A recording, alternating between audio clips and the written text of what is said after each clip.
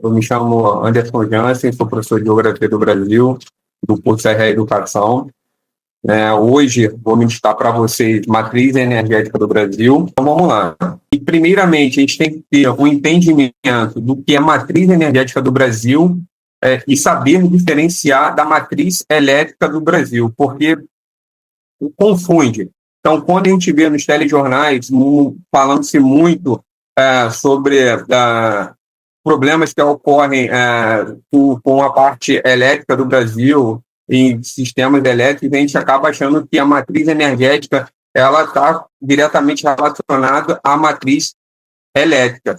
Só que não. Só que é um conjunto de fatores. Então, conceitualmente falando, é um conjunto de fontes utilizadas para a geração de toda a energia que é consumida. Então, ela vai desde a indústria até as residências e os pequenos comércios. Então, todas as fontes que a gente gera é energia. E a matriz elétrica é especificamente as fontes que geram energia elétrica. Então, a gente tem que ter essas duas definições e a gente tem que conseguir entender e diferenciar para que a gente não confunda quando a gente vai fazer qualquer tipo de questão relacionada à matriz energética do Brasil. Mas para que a gente comece a entender como a matriz energética do Brasil ela foi construída ao longo desses anos, a gente precisa voltar na metade do século XX, quando a gente começou efetivamente a produzir energia para compor a nossa matriz energética. Primeiramente, a gente produzia a energia através da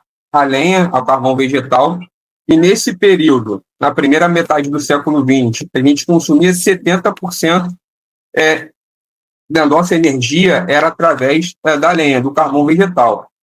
Só que, obviamente, os anos foram se passando e a gente começou a ver uma transição. Então, nessa primeira metade, surgiu também as primeiras usinas hidrelétricas.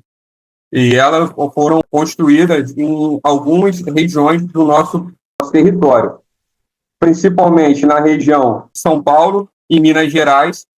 Então, eram os dois principais estados. Lembrando que, nesse período, o Brasil era agroexportador, então a economia ela girava em torno da agricultura. Então, esses dois estados eram os principais responsáveis pela economia do nosso país, e foi nesses dois estados que surgiram as primeiras usinas hidrelétricas. Na segunda metade do século XX, com o processo de industrialização e urbanização, então, esse crescimento do Brasil, esse processo de modernização do Brasil, houve uma mudança na política energética do Brasil. Então, a gente começou a transitar. Então, a gente saiu daquela geração de energia através da lenha, né? Então, carvão vegetal, e começamos a passar os derivados do petróleo e, um pouco mais à frente, a eletricidade, as fontes geradoras de energia, no caso, a hidráulica. Então, nesse processo de transição, a gente começou a utilização dos derivados do petróleo, como eu falei, então, substituindo o carvão, e o Brasil ele começou a diminuir o seu consumo de carvão vegetal, passando para os derivados do petróleo.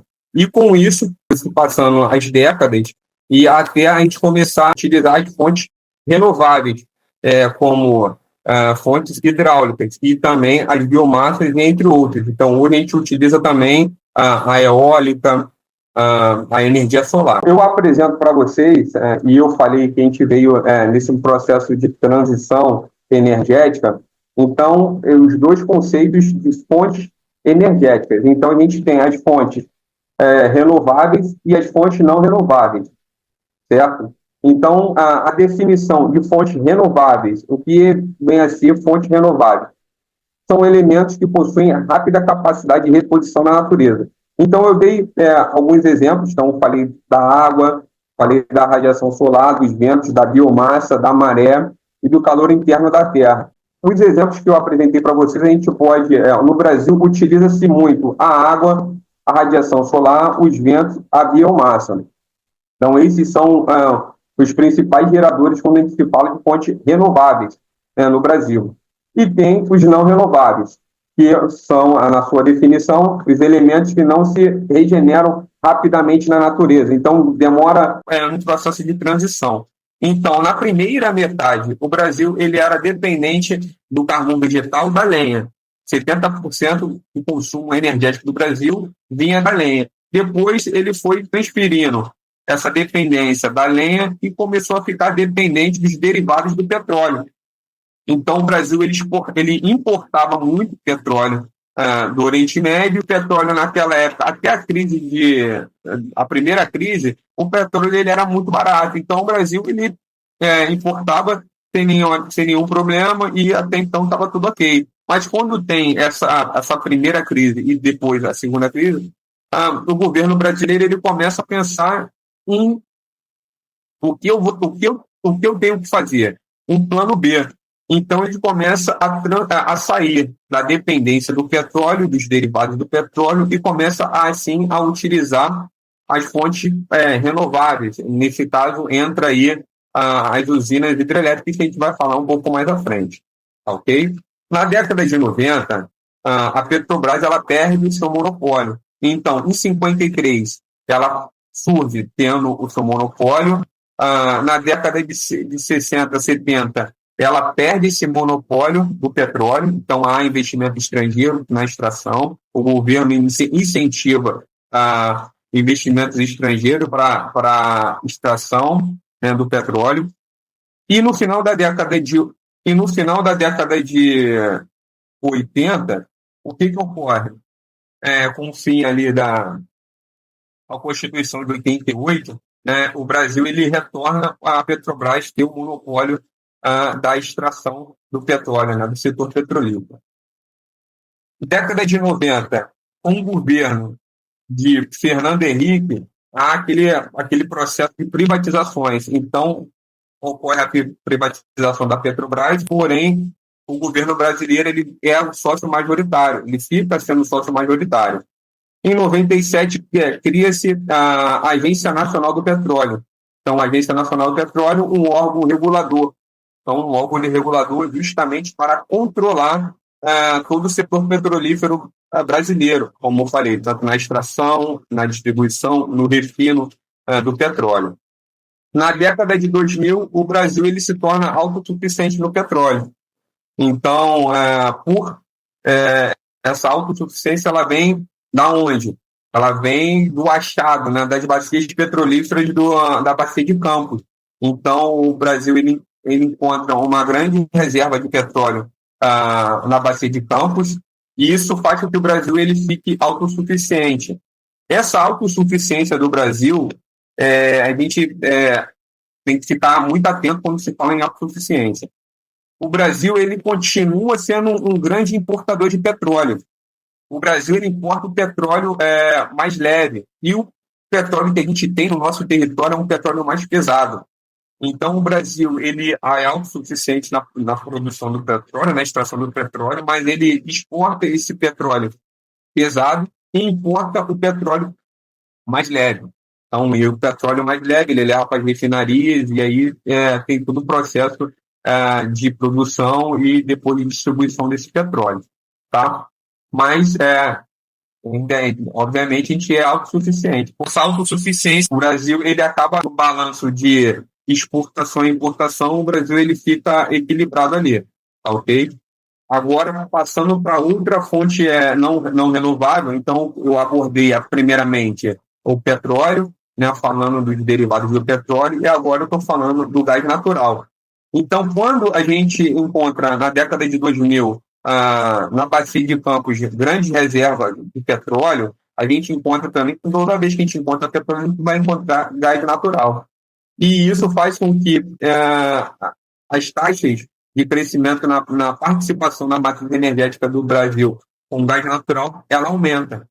Então, o Rio de Janeiro é o maior produtor, seguido do Espírito Santo e do Amazonas,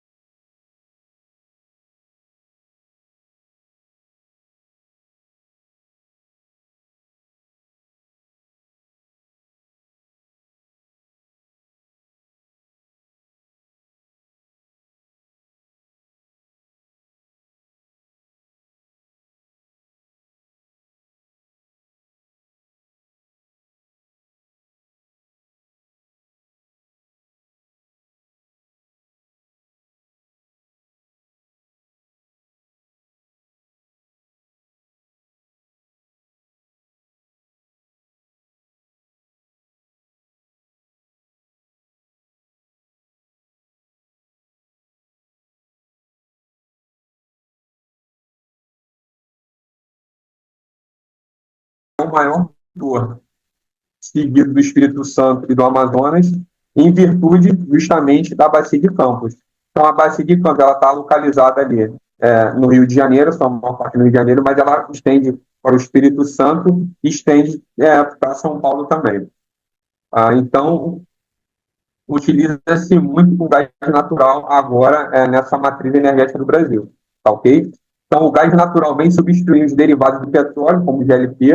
Então, como foi o que eu falei. Então, a gente começa lá no século passado, no início do século passado, e o Brasil ele vai fazendo essa transição energética. Então, ele vai saindo do carvão vegetal, passa para os derivados do petróleo e vai migrando para as fontes renováveis. E utiliza-se o gás natural na geração de termoeletricidade nas usinas termoelétricas.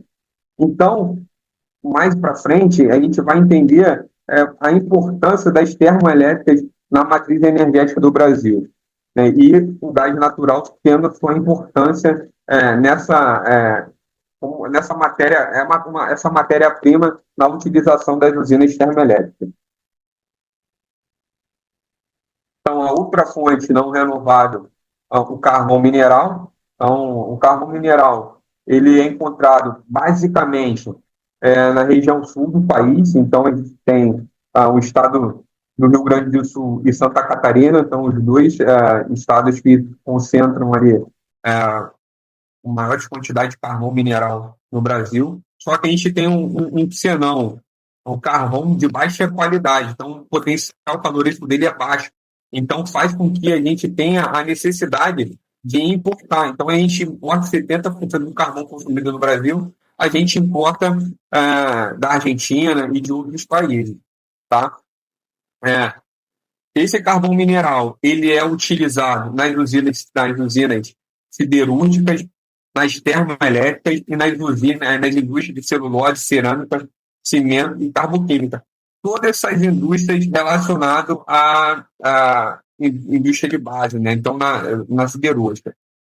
As termoelétricas, a gente utiliza esse carvão nas termoelétricas, mas quando a gente fala de termoelétrica, a gente fala das termoelétricas localizadas na região sul. Porque não tem por que a gente pegar o gás natural, que eu falei para vocês, que a gente utiliza também nas termoelétricas, e transportar esse gás natural para as usinas do Rio Grande do Sul. Então, como a concentração de carvão mineral está localizado nessa região, então abastece as termoelétricas locais, né, e até mesmo que facilita o transporte, o custo, né, de produção ele reduz, obviamente, quando a matéria-prima está mais próximo dessas termoelétricas. Tá, ok? E, por fim, a última fonte não renovável que temos é o urânio. Então, o Programa Nuclear Brasileiro ele tem início em 1969, né, quando o Brasil ele compra dos Estados Unidos a primeira usina, que é conhecida como Angra 1, e a capacidade de produção dela é de 626 megawatts. Então, é uma capacidade pequena. O programa nuclear estava iniciando, e em 83 o Brasil ele compra Angra 2, né? Então começa o funcionamento de Angra 2. Efetivamente só fica pronto em 2001, e a capacidade de produção de Angra 2 para Angra 1 é mais que o dobro. Então, uma usina maior, a capacidade de produção energética é maior. Tá?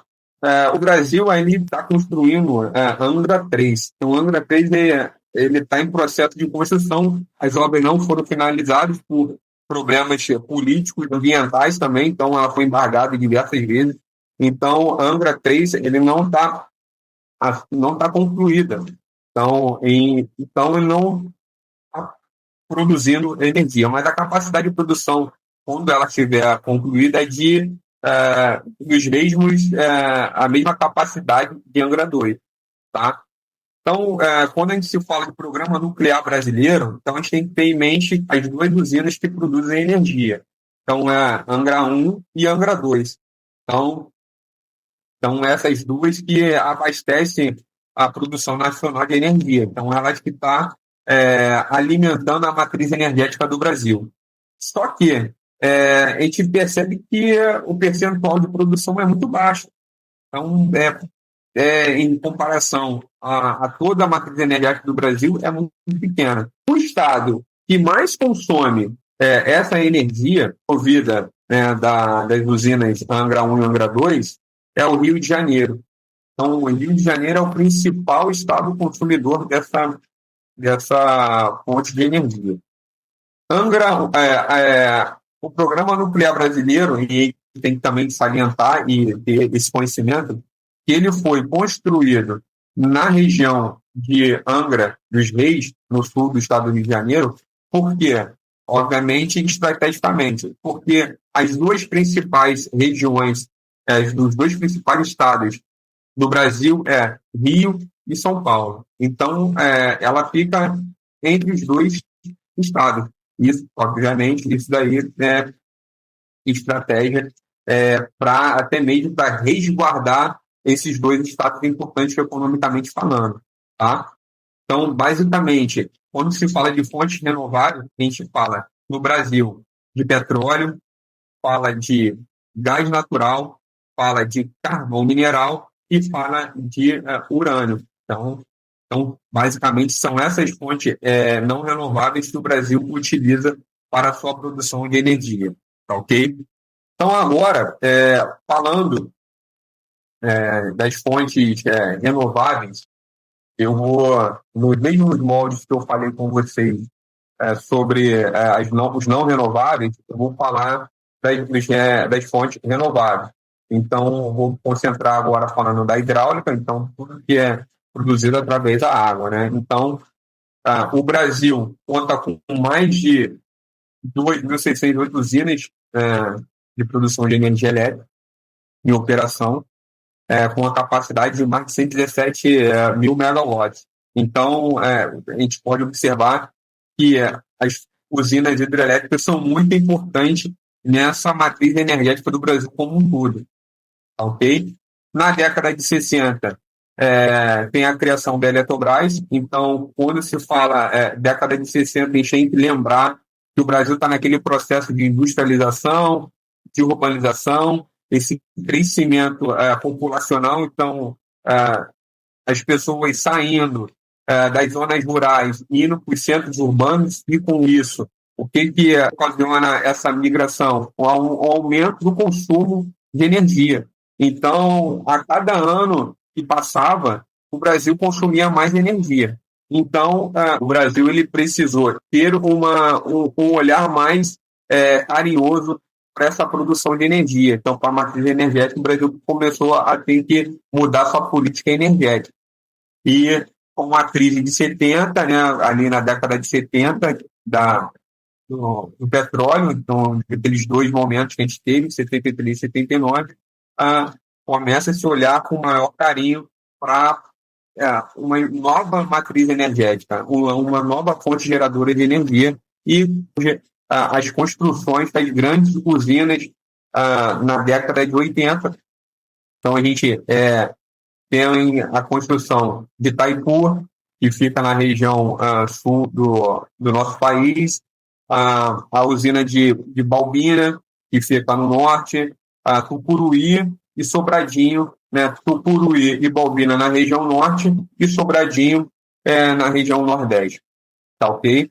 Então, na década de 80, as hidrelétricas produziam cerca de 90% da eletricidade consumida no país. Então, a gente, mais uma vez, eu falo para vocês que a gente está nesse processo de transição energética e saindo das fontes não renováveis para fontes renováveis. Então, a gente, década após década, a gente vai fazendo essa transição energética e a gente, em comparação ao mundo, a gente é referência na matriz energética limpa. Então, a gente produz muita energia através de fontes renováveis. Na década de 90, ocorre o que ocorreu com a Petrobras. Então, a Eletrobras, ela sofre um processo de privatização, uma parte dela, nos mesmos moldes que ocorreu com a Petrobras, uma parte dela. E, em 97, cria-se a Agência Nacional e Energia Elétrica, a ANAEL, nas mesmos moldes da ANP, um órgão regulador, né, para o controle da produção, da distribuição, né, da transmissão dessa energia elétrica. Beleza. Então, dando continuidade aqui, pessoal. Então, a usina hidroelétrica instalada no Brasil, o potencial hidroelétrico instalado no Brasil está na bacia do Rio Paraná. Então, o maior potencial hidroelétrico está na bacia do Paraná. Por que está na bacia do Paraná? Porque lá na bacia do Paraná está a usina hidrelétrica de Itaipu, que é a binacional que o Brasil construiu na década de 80 com nossos vizinhos paraguaios. O Brasil ele consome toda a energia produzida na usina de Itaipu, o Brasil ele consome. E também ele importa dos paraguaios. Então, a sobra de energia que os paraguaios não utilizam, o Brasil ele importa essa energia. Mas o maior potencial hidráulico disponível no país está localizado na bacia do Amazonas. Por quê? Obviamente porque a bacia do Amazonas é a maior bacia do mundo. Então, o potencial hidráulico é muito grande. Porém, a gente não explora ele tanto devido aos impactos ambientais que uma construção de uma usina hidrelétrica ocasiona. Impacto ambiental, impacto nas regiões, nas cidades que são vizinhas às usinas hidrelétricas. Então, por isso que o potencial hidráulico ele é muito grande, porém ele não é tão explorado quanto tem essa capacidade. Então, dando continuidade, no início dos anos 2000, a gente tem a crise no sistema elétrico brasileiro. Então, ficou conhecido como um apagão. A gente teve duas situações na década de 2000. Então, em 2001, a gente teve um problema, né, com o apagão, e depois, em 2009, também teve outro problema. Então, essa década aí ficou conhecida como a década do apagão. Então, o que ocorreu? Então, primeiramente, tivemos problemas climáticos, então tivemos poucas chuvas no país, isso impacta diretamente na produção de energia, quando se fala de produção de energia hidráulica, né? Então a água, a matéria-prima é a água, então os reservatórios estão baixo, a produção de energia ela fica deficiente, e foi o que ocorreu. Então, quando teve essa problemática, a gente percebeu que a gente ficou vulnerável. Então, lá na década de 70, a gente ficou vulnerável com o petróleo, com a crise do petróleo. Aqui, em 2000, a gente ficou vulnerável com o clima. Então, falta de chuva diminui a produção de energia e pode dar um colapso no país, depois do que ocorreu. Só que a gente também tinha um problema.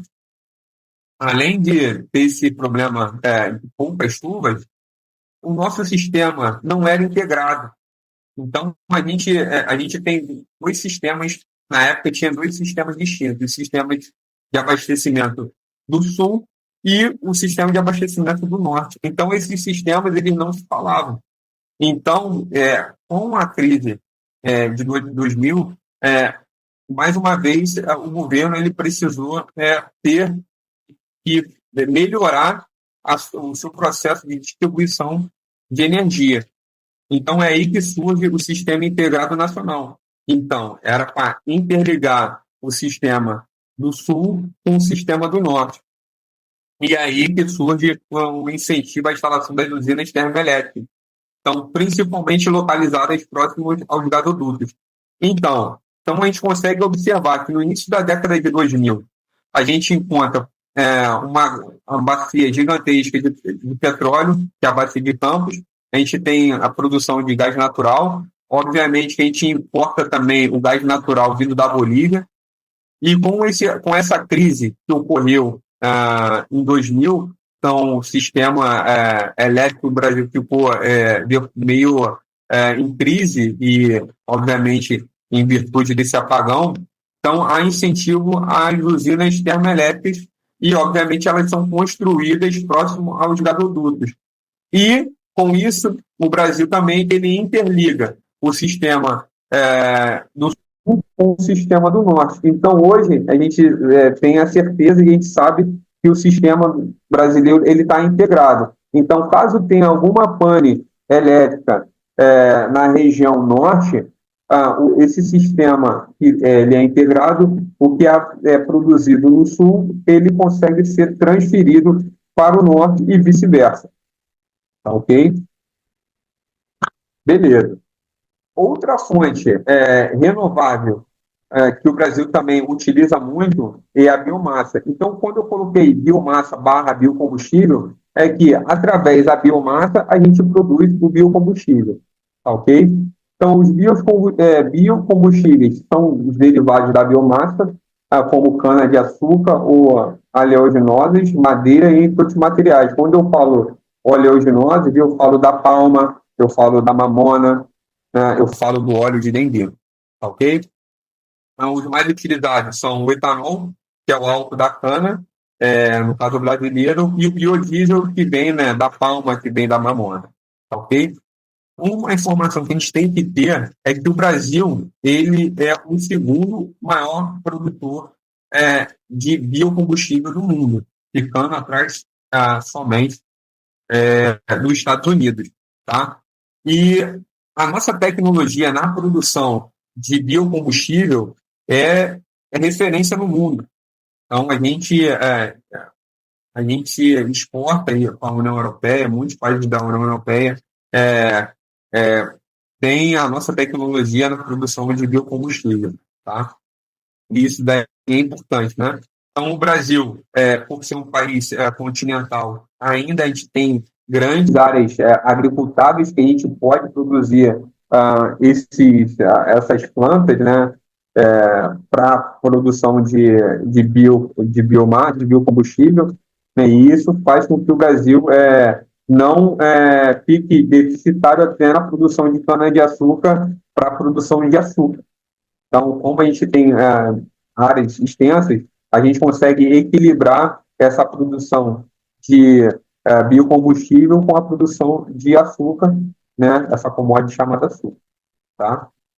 Então, esse aumento de produção de biocombustível, isso foi importante também para a gente cada vez mais ficar menos dependente do derivado do petróleo, e isso impacta também na diminuição da poluição atmosférica. Então, a gente reduz, então, à medida que a gente vai fazendo essa transição energética, saindo do não renovável para o renovável, a gente está também incentivando e diminuindo a poluição atmosférica. Então, os gases do efeito estufa, né, o gás carbônico, o dióxido de carbono, que é produzido quando a gente utiliza muito as fontes não renováveis. Beleza. Então, trago para vocês mais uma, né, mais uma fonte renovável, a eólica. Então, o Brasil, ele é gerada pela força dos ventos, então essa produção de geração de energia eólica, ela é gerada pela força dos ventos, né? Então, através das pás, que fazem com que as turbinas elas se movimentem e geram eletricidade. O Brasil é um dos países com maior capacidade de produção eólica no mundo, então o Brasil também acaba sendo referência quando se fala em produção de energia eólica. E tem duas regiões que concentram essa produção, concentram os parques eólicos. Então, a região Nordeste e a região Sul. Essas duas regiões são regiões que têm o clima favorável. Então, quem mora aí no Nordeste sabe que é uma região que venta muito. Então, em comparação às demais regiões do país, ela tem um potencial alto em virtude de ter um clima que, por ela concentrar os ventos vindo da região ali, os ventos alísios concentram ali e ali produz muito vento. Então, isso favorece a produção de energia através do vento, como também no Rio Grande do Sul. Na região sul também tem essa capacidade também por ter uma região que venta muito. tá ok? Lembrando, o Brasil ele é referência na produção de energia eólica, porém, como eu falei para vocês, é, a produção de energia eólica ela complementa a matriz energética. Então, ela não é a principal, ela complementa a matriz energética e a matriz elétrica como um todo. Tá? Ah, falando agora da produção de energia, é mais uma fonte renovável, né? A produção de energia através da radiação solar. Então, o Brasil conta com mais de 34 gigawatts de capacidade instalada de energia solar. Então, desses 34, dois terços correspondem ao sistema de pequeno porte. Então, quando se fala sistema de pequeno porte, a gente fala das residências, dos pequenos comércios. Então, dois terços está destinado para esse segmento, né? E o restante, que é um terço, é para usinas fotovoltaicas de geração centralizada. Então, um terço, ele abastece o grande sistema, né? Então, a grande matriz. Então, a maior parte das usinas solares de geração centralizada estão instaladas na região Nordeste e em Minas Gerais. Então, a gente tem duas regiões aí que abastecem o Sistema Integrado Nacional, então a região Nordeste e a região de Minas Gerais. Então, eles são responsáveis, essas duas regiões aí são responsáveis por alimentar o sistema integrado brasileiro quando se fala em produção de energia elétrica. Tá? E, finalizando essa aula, eu trago para vocês, né? Eu trago para vocês dois gráficos. Então, falando sobre matriz energética brasileira e outro gráfico falando sobre matriz elétrica brasileira. Então, lá no primeiro slide, quando eu estava falando sobre conceito, eu falei sobre a definição e a diferença das duas. E no final da aula eu apresento esse gráfico e a gente consegue entender. Então, primeiramente, quando se fala de matriz energética, a gente tem que ter em mente que o Brasil ainda tem a sua maior porcentagem de fontes não renováveis, porém, a gente está caminhando para fazer essa transição, então a gente está próximo. Então, olhando o gráfico, a gente consegue observar que a gente tem a maior parte da produção de geração de energia ah, no contexto no contexto como um todo da matriz energética é o petróleo e os derivados do petróleo. E quando a gente olha para a matriz elétrica, especificamente, a gente tem a maior porcentagem nas usinas hidrelétricas, então na hidráulica, né? Então, a gente, terminando a aula, o que a gente tem que ter de entendimento quando se fala de matriz energética do Brasil? Simples, é que o Brasil ainda tem a sua matriz energética com fontes não renováveis. Porém, estamos passando uma transição e daqui a algumas décadas a gente vai conseguir ser basicamente produtor de uma matriz energética mais limpa e renovável. Tá ok? Então, finalizando a aula, então eu trago para vocês aqui duas questões da última prova. Então, a questão 14, e depois a gente vai analisar a questão 20, que fala basicamente sobre a matriz energética brasileira. Tá? Essa primeira questão é uma questãozinha um pouco mais elaborada, e a segunda questão uma questãozinha mais direta, um entendimento, um conceito um pouco mais superficial, o aluno ele consegue resolver a questão. Mas vamos lá, então. Então, vamos analisar essa primeira questão. Então, analise as sentenças abaixo sobre combustíveis brasileiros e assinale a única alternativa correta. Então, vamos olhar letra por letra e vamos entender o que cada item fala. Então, foi criado o Selo Combustível Social, um programa de transferência de renda para a agricultura familiar dedicado ao biodiesel, com incentivos fiscais, subsídios para pequenas propriedades familiares do Centro-Oeste, principalmente da região do Pantanal. Então, vamos analisar essa letra aí. Ok. O Brasil, ele criou o selo do combustível social, sim. Ele criou esse programa de transferência de renda familiar dedicado ao biodiesel.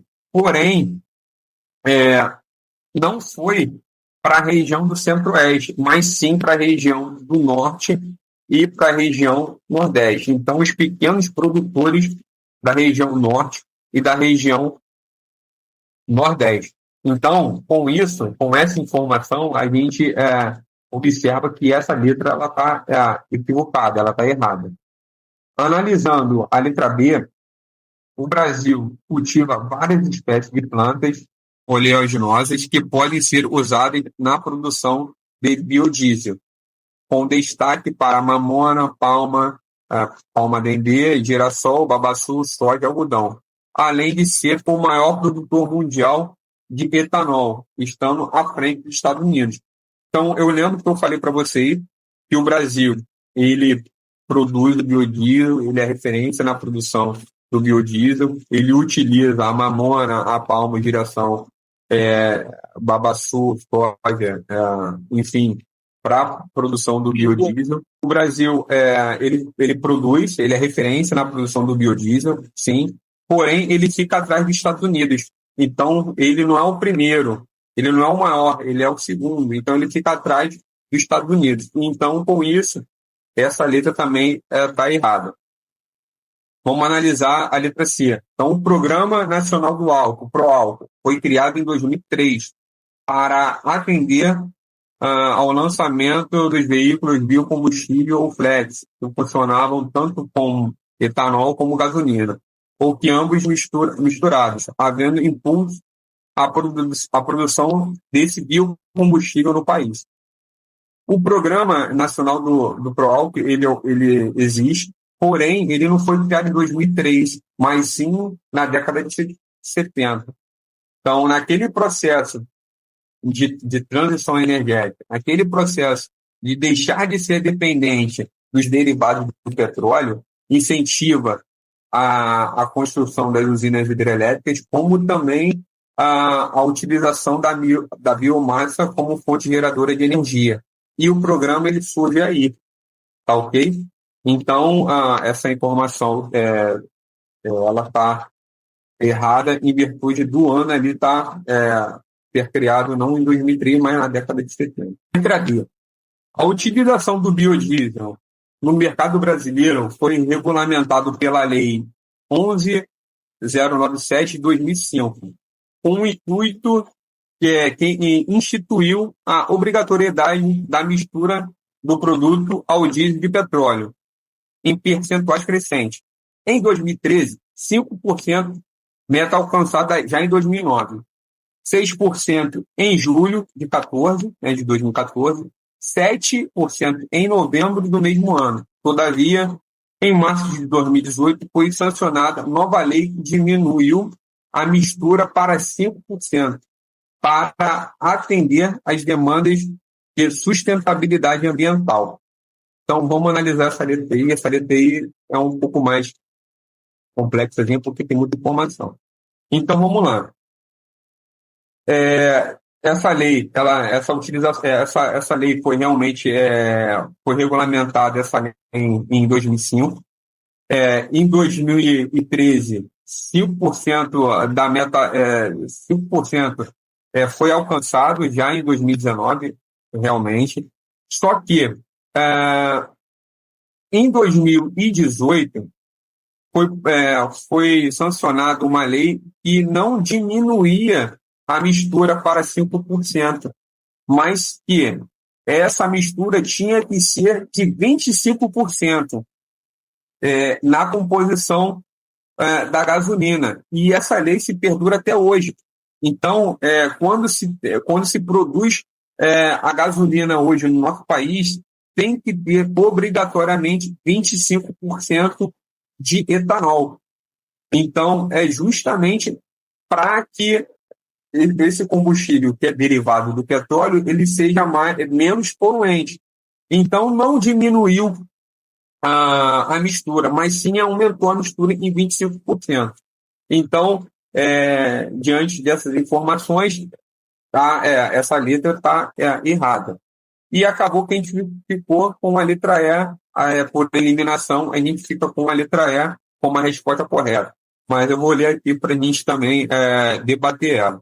O Brasil apresenta um enorme estoque de áreas desmatadas e improdutivas, principalmente pastagens abandonadas, que podem ser utilizadas para o cultivo de vários tipos de plantas, para produzir energia sem comprometer o abastecimento alimentar ou provocar mais desmatamento. E isso também eu falei quando eu estava falando na produção de biomassa. Tem um item lá falando só sobre isso daí. Então, essa letra está correta, porque no nosso país ele é um continental, né? Então a gente ainda tem vastas áreas improdutivas que a gente pode utilizar para a produção de cana-de-açúcar e das plantas que produzem o biodiesel para a produção de biocombustível e sem afetar a nossa segurança alimentar, sem deixar de produzir o açúcar, que é muito importante também, não só que é um produto que é exportado, também para abastecimento do mercado interno, tá ok? Então, nessa questão aí, a resposta correta é a letra E. O crescimento populacional, o desenvolvimento de novas tecnologias e a elevação do padrão de consumo tem levado uma maior demanda por energia, consequente necessidade de aumentar sua produção mundial. Isso agrava alguns impactos ambientais, como poluição, chuva ácida, mudanças climáticas globais, desmatamento e deslocamento ou extinção de diversas espécies de seres vivos. A fonte, Stakhviceni, esse livro é o que é a base do nosso estudo por Chacal, né? Está na bibliografia, então isso é importante. Então, a gente fica atento com esse livro e ter esse livro, né, como referência. Após a leitura do texto acima, marque a alternativa que contém duas fontes de combustíveis não renováveis na matriz energética brasileira. Então, a gente, nessa aula de hoje, para finalizar, o que a gente tem que, batendo mais uma vez nessa tecla, então, o que a gente tem que sair daqui sabendo? O que é fonte não renovável e o que é fonte renovável. Tá ok? Sobre fontes não renováveis, então a questão ela pede duas fontes não renováveis.